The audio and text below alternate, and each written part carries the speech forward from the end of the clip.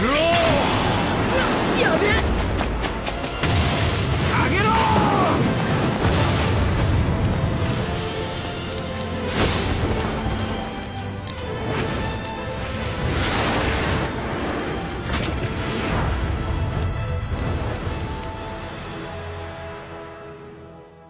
Okay guys, ngayon tuturuan ko kayo kung paano mag-download ng One Piece Ambition. Kung makikita nyo naman sa video, napakaganda nga ng gameplay. I-landscape nyo na lang. Di ba ang astig? Bukod doon, napakaganda rin ng animation niya. Kung makikita nyo habang nag-i-skill, gayang-gaya talaga sa One Piece anime. Kaya para sa fan na fan ng One Piece, tsak, hindi mo to lalaroin.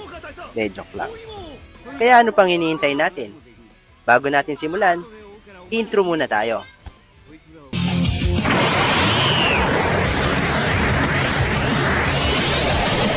Okay guys, ngayon nandito tayo ngayon sa Google Chrome.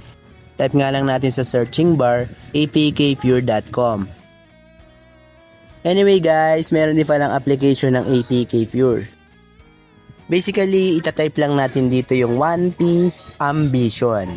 Galit pa ata si Kuya Leybay. Oy mo ha. Kung mapapansin nyo guys, huwag nyo nang pansinin. So ito na nga, ayan na, napakasaya. Dito na nga, nakikita na natin, no? So, click na natin yan. Dito nga guys, click lang natin yung download APK.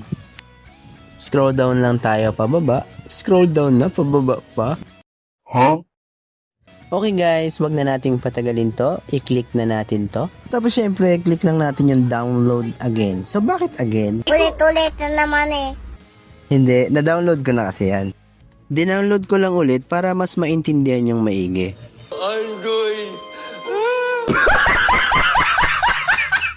Okay, check na natin yung download details.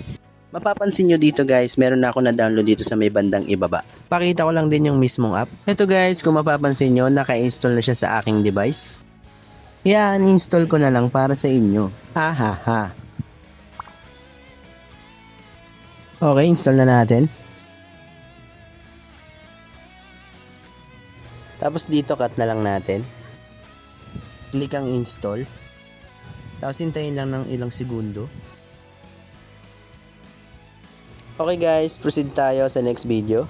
Kaya kung hindi ka pa nakasubscribe, mag-subscribe na. Pindutin mo lang ang pulang button. Salamat.